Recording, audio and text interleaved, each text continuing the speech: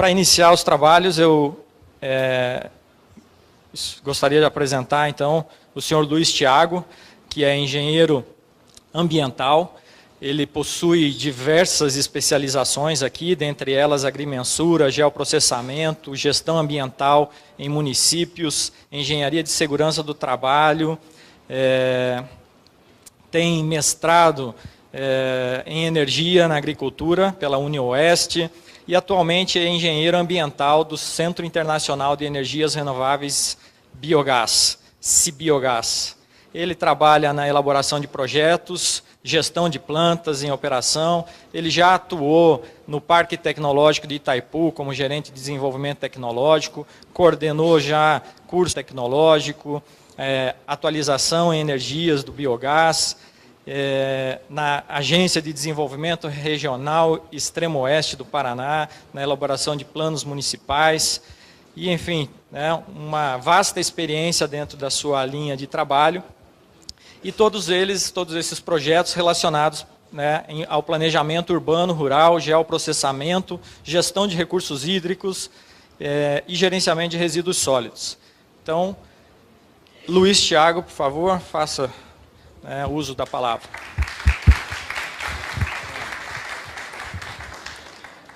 Boa tarde a todos. Está funcionando aqui? Bom, é um desafio aqui, 20 minutos para falar aí de um tema e também apresentar aí de forma tão brilhante como os colegas apresentaram aqui hoje de manhã. E falando agora sobre a questão do biogás, vou procurar dar uma ênfase e contextualizar o tema aí com vocês aí sobre as perspectivas que a gente tem aí no país.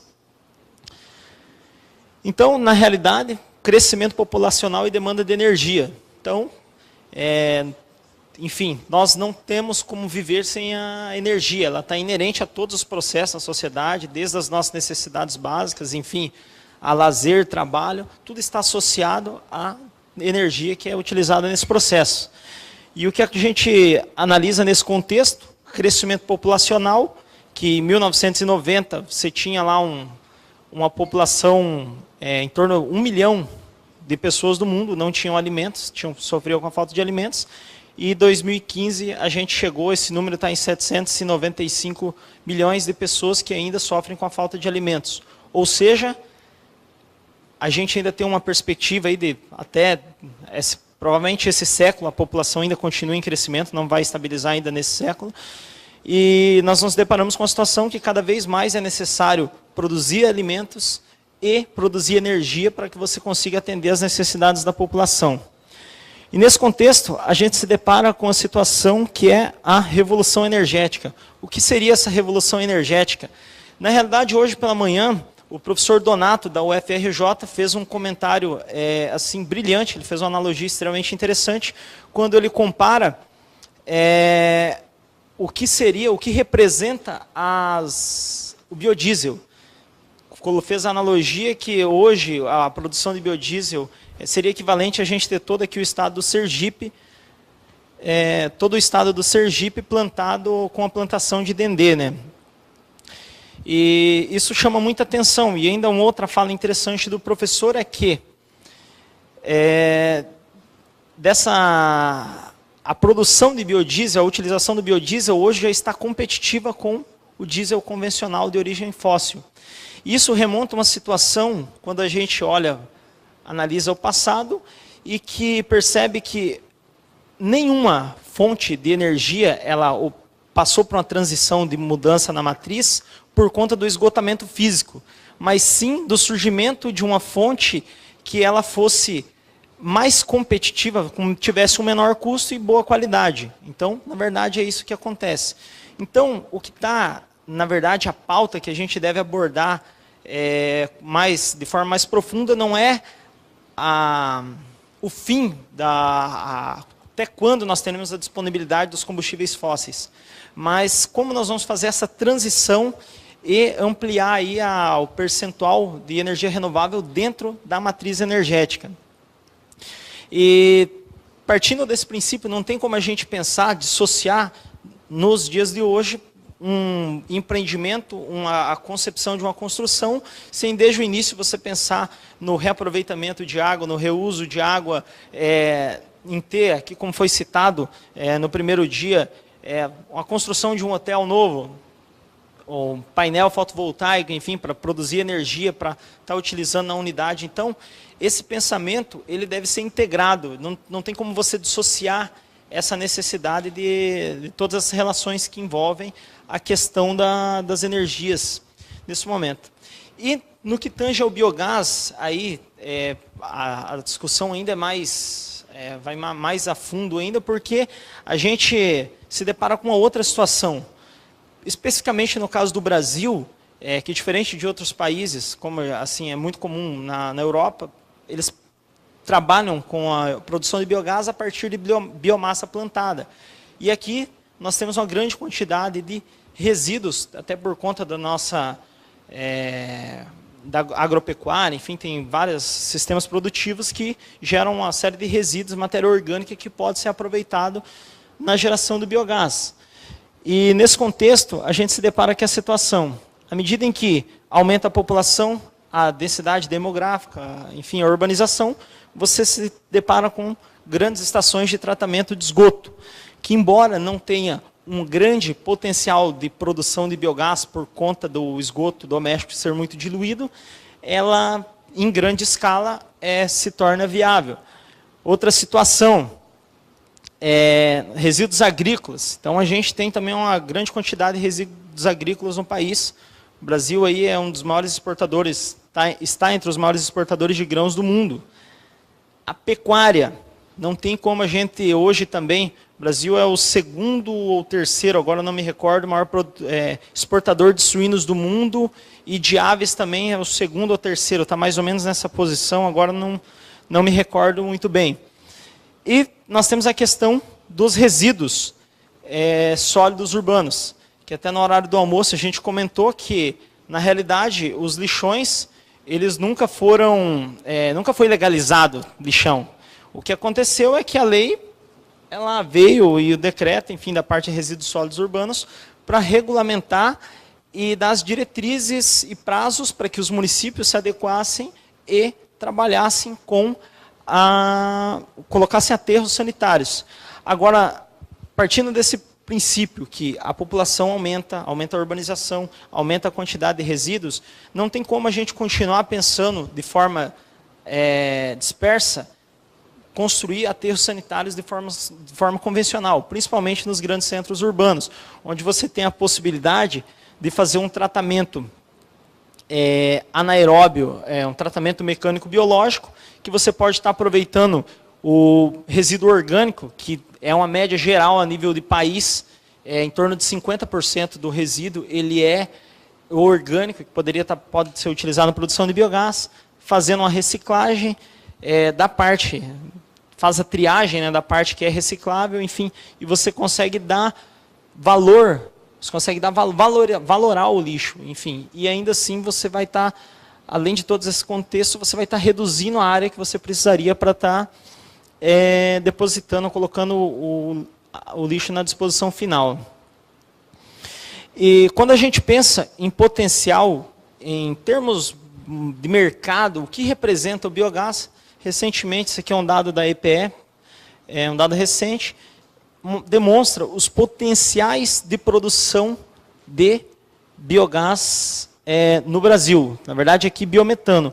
Então, aqui não está incluso, nesse dado da EPE, os dados da produção de biometano potencial a partir do esgoto sanitário. Mas só nesse contexto aqui, a gente tem em torno de 100 milhões de metros cúbicos dia é o potencial de produção de biometano do país. A energia é um vetor de desenvolvimento. Se vocês analisarem, quando uma grande indústria ela vai se instalar no país, um dos critérios que eles utilizam para a cidade a qual eu vou me instalar, quais são os locais onde eu vou ter uma energia, menor custo na energia, menor custo de logística. Então, dentre os fatores ali que vão para a empresa, enfim, que vai definir o local de implantação, ter uma energia de baixo custo. Então, assim, dentro do Estado, inclusive eu já presenciei até gerentes de companhias de gás, em situações que eles falam, contrato com pequenos fornecedores que vai acabar em tal ano, nós não pretendemos renovar porque nós queremos ter um excedente para trazer uma indústria que vai gerar uma quantidade maior de empregos, vai fomentar mais o mercado na região, pensando na questão econômica e social do Estado. Agora, quando você analisa isso, a gente fazendo um balanço com o gás natural, a gente se depara com essa situação. Essa aqui é uma informação recente, até aqui não apareceu muito bem, mas dia 13/10, isso aqui é a ABGás, Associação Brasileira de Empresas Distribuidoras de Gás Canalizados. No mês de julho e agosto deste ano, o consumo, a produção média, consumo, na verdade, de metros cúbicos de gás por dia no país, era de 71 milhões. E no Brasil nós temos o potencial de produção diária estimada de 100 milhões de metros cúbicos de biometano dia. Isso demonstra que o que nós temos de potencial a partir da biomassa residual, não estou entrando nem na biomassa plantada, a utilização do gás natural representa apenas 70% do que nós temos em potencial na área do biometano. Então, isso demonstra o impacto que isso causaria em termos assim, de desenvolvimento mesmo do biogás dentro da matriz energética. Então, assim, para aclarar um pouco, assim, existem alguns gargalos dentro da questão do biogás. E o Cibiogás, a instituição a qual atualmente trabalho como engenheiro, o Cibiogás é um centro internacional de energias renováveis, que ele é constituído por 17 instituições associadas, as quais, dentre elas, tem a Eletrobras, tem Itaipu Binacional, alguns municípios, cooperativas, enfim, que constituíram esse centro que, inicialmente, ele nasceu da necessidade de reduzir os danos causados no reservatório de Itaipu por conta da grande quantidade de sedimentos e matéria orgânica. Região oeste do estado do Paraná é um dos maiores polos produtores de proteína animal do Brasil, especificamente na parte de frango e de suíno. Então, assim, para vocês terem ideia, assim, título de comparação, tem município com 4 mil habitantes, que tem uma carga poluente equivalente a um município de 600 mil habitantes por conta da grande quantidade de animais. E, ainda que seja feito um tratamento, ainda que seja, a maior parte desses resíduos é destinado a maior parte desses resíduos é destinado à utilização como adubo, mas muitas vezes não é feito um tratamento adequado. E ainda a gente se depara com outra situação, que é a questão de segurança energética também, no meio rural. Então, tudo isso fez com que ensejou a criação desse centro de pesquisa. Atualmente, nós temos 12 unidades de demonstração. Dentre essas unidades de demonstração, nós temos unidades que trabalham com a agroindústria, com a parte de pecuária mesmo, no meio rural, unidades que trabalham com a parte de esgoto sanitário, e nós estamos iniciando alguns projetos, embora não tenha nenhum projeto implantado, mas para trabalhar com resíduo sólido urbano. Nós temos um laboratório de biogás, que agora está em fase de acreditação. Por que existe esse laboratório? Uma das coisas que, historicamente, assim, fizeram com que alguns projetos no Brasil fossem pífios assim, de biogás, foi justamente o fato de não levar em consideração as características do resíduo que estava fazendo tratamento, o tipo de tratamento que você estava empregando para você produzir o biogás, tratar o resíduo, enfim. Então, esse laboratório ele avalia a qualidade da biomassa, potencial de produção de biogás a partir daquela biomassa, quantidade a composição do gás também avalia, enfim. E isso nos dá mais segurança para a gente poder dimensionar um projeto e também para poder avaliar, no caso de um colapso em uma planta, onde está o erro nesse processo todo. Uma das questões assim que a gente tem trabalhado muito forte nisso, quando você analisa especificamente dentro do agronegócio, segurança energética. Então aqui tem alguns anúncios. 10 mil frangos morrem devido à falta de energia em uma fazenda em Goiás. Falta de energia elétrica, morte de 213 porcos em uma granja em Goiás. Principalmente na avicultura, mais até do que na avicultura e unidade produtora de leitões, ocorre o seguinte: as aves, elas são muito sensíveis. Então, em um dia com a temperatura elevada aí de 30, 40 graus, se não tiver energia elétrica para ligar os ventiladores, o sistema de refrigeração e garantir a temperatura ideal para os frangos, para as aves, consequentemente vai ter uma morte em grande escala ali das aves. Isso ocorre com certa frequência. E aí a gente se depara com uma situação assim um pouco contraditória. Em alguns casos, os produtores, para fugir disso, eles colocam geradores a diesel, um diesel que poderia estar sendo utilizado no transporte público, enfim, no transporte rodoviário, enfim, e esse diesel destinado a gerar energia elétrica, quando na verdade nós temos um grande potencial de geração de energia elétrica, de várias fontes renováveis no Brasil, e o cara está utilizando energia, diesel para gerar essa energia, para garantir nesses momentos de crise ali, enfim, de falta de energia, garantir energia. E outra questão, além da segurança energética, também é o custo. E o biogás, principalmente quando você trabalha ele com a biomassa residual, você está numa situação onde existe um passivo ambiental e você tem que fazer o tratamento. Não tem como você fugir disso. À medida em que você intensifica o sistema de produção para você ganhar competitividade, você potencializa o seu problema. E não tem como você pensar no desenvolvimento da cadeia produtiva sem você pensar em todos os passivos que estão envolvidos nessa cadeia produtiva. E nesse contexto, quando você pensa em tratar a biomassa residual com a finalidade de produzir energia, você está pegando um passivo ambiental e transformando em um ativo econômico, um ativo energético. Então, esse viés também é extremamente relevante da questão do biogás. Dentre os projetos que nós temos, um está em vias de implantação, que é da parte de resíduos, esgotamento sanitário. Então, nós estamos trabalhando lá com a codigestão. O que acontece? Por conta do resíduo de esgoto sanitário ser muito diluído, a produção de gás é baixa, muitas vezes só se viabiliza um empreendimento, investir na conversão do biogás em energia, quando você tem grande escala. Então, pensando nisso, nós temos uma situação dentro do complexo de Itaipu Binacional, existe o esgoto sanitário, tem um tratamento lá, mas tem também a poda de grama, tem os restos de resíduos dos restaurantes. Então, a ideia é utilizar todos esses resíduos dos restaurantes, parte do esgoto do complexo de Itaipu, que são 2 estações de tratamento, nós vamos utilizar só de uma, e a poda de grama que é feita, que dá ali em torno de 1 tonelada por dia, para fazer o tratamento desses resíduos nessa unidade que está em vias de construção. Atualmente, o destino desse gás vai ser para as copas, 20 copas do complexo de Itaipu, e também para abastecer 36 veículos que Itaipu Binacional possui a biometano.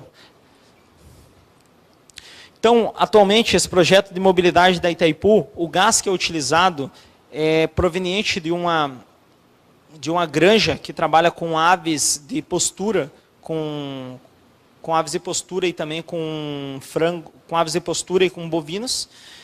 E o biogás ele é produzido nessa propriedade, ele passa pelo processo de purificação, ele é envasado e transportado por meio de cestos e cilindros por cerca de 100 quilômetros até chegar no complexo de Itaipu, onde ele é utilizado para abastecer essa frota da usina. Então, a ideia é que gradativamente, a cada 3 anos, parte da frota é substituída e que gradativamente nessa substituição eles vão substituindo todos os veículos por veículos que possam ser movidos a biometano ali.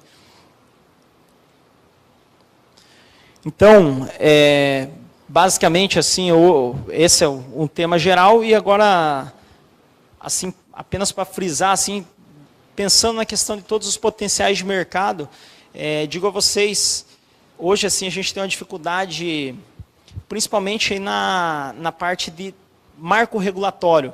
Hoje ainda existem nós temos ainda muitos percalços, tivemos já muitos percalços por conta de marco regulatório.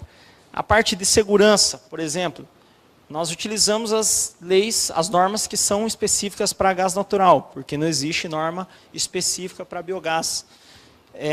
Na parte de geração de energia, quando você vai para uma coisa que é muito comum nos pequenos geradores, é pensar na compensação. Quando você vai para geração de energia elétrica, visando trabalhar pela 482, pela compensação. Aí nós nos deparamos com a situação que não é só para energia originada da conversão do biogás, mas também da solar, que você gera energia na hora da compensação, mas você paga ICMS por tudo, sobre toda a fatura. As companhias ainda, como não está regulamentado, todos os projetos ficam muito à mercê das companhias estaduais de cada estado, seja das companhias de gás do estado, se a finalidade é a utilização do biometano, seja a companhia estadual de energia elétrica. Então, como não está regulamentado, fica à mercê da companhia. Algumas flexibilizam mais, outras menos. Então, nós nos deparamos com a situação que é importante, essa parte de regulamentação, que hoje ela vem sendo... assim, se apresentando como um grande percalço para a gente. Outra questão importante é o desenvolvimento de tecnologia, assim, a nível de Brasil. Então, assim, é um mercado muito bom que está se abrindo para se trabalhar com biogás. A gente, inclusive, vivenciou a situação que toda vez que precisa de um profissional, a gente encontra certa dificuldade. Então, assim, ou você encontra o cara que ele tem experiência na área e ele quer assim, um salário exorbitante, ou você encontra pessoas que não têm capacidade ainda e você vai ter que formar o profissional. Então, é a situação que a gente se depara na área do biogás. Falta de mão de obra capacitada. E a questão de desenvolvimento de tecnologia, então, abre uma perspectiva muito boa, principalmente para o desenvolvimento ali de produtos de prateleira ali para você estar utilizando os projetos de biogás. O que nós temos hoje é uma situação onde os projetos ou são muito simples, ou a empresa chega e quer te vender um projeto muito simples, ou a empresa quer passar para você, de repente, trazer uma tecnologia que vem de fora, que é uma condição muito diferente da nossa, e é um valor muito, muito alto, às vezes você vai empregar no projeto, que pode estar inviabilizando. Então, isso tudo abre uma perspectiva para trabalhar na parte da parte de armazenamento de gás, na parte de filtragem, tem muita coisa para se desenvolver ainda. Na parte até mesmo de conversão, de monitoramento, segurança. Então, tem muitos gargalos. No biogás, você não encontra produto assim, eu quero um filtro. Pronto, você pega, entra aqui, tem tal empresa, fornece. Não é tão simples. Então, acaba que cada empresa que atua nessa área, de acordo com o conhecimento que os seus profissionais possuem na área, eles vão adaptando a cada situação. Então, se você for de uma planta para outra, é muito diferente. É muito diferente a condição de uma planta, os dispositivos, o sistema de operação é muito diferente de uma planta para outra. Já se você for em uma planta da parte de eólica, solar, por mais que existam diferenças assim, mas os requisitos básicos eles meio que seguem assim, tem produto de prateleira para tudo ali, enfim. O cara muda o fabricante, muda algumas coisas, mas a concepção em si é a mesma. Então no biogás a gente tem aí essa questão que está ainda tem muito para se desenvolver ainda, né, nessa área. Quem tiver interesse, está aqui o meu contato, o telefone, o e-mail. O Cibiogás ele tem cursos EAD que ele desenvolve, tem uma plataforma, um núcleo de curso à distância. E a gente também trabalha com projetos de pesquisa e desenvolvimento. A gente tem até alguns projetos aprovados na chamada 14. E abre até uma perspectiva aí para os estudantes, bolsistas, tal. Quem quiser acompanhar o site, eventualmente nós colocamos lá a oportunidade de trabalho, de bolsa, enfim. Então, era isso aí, pessoal. Acho que eu consegui acelerar e bater meus 20 minutos. Muito obrigado.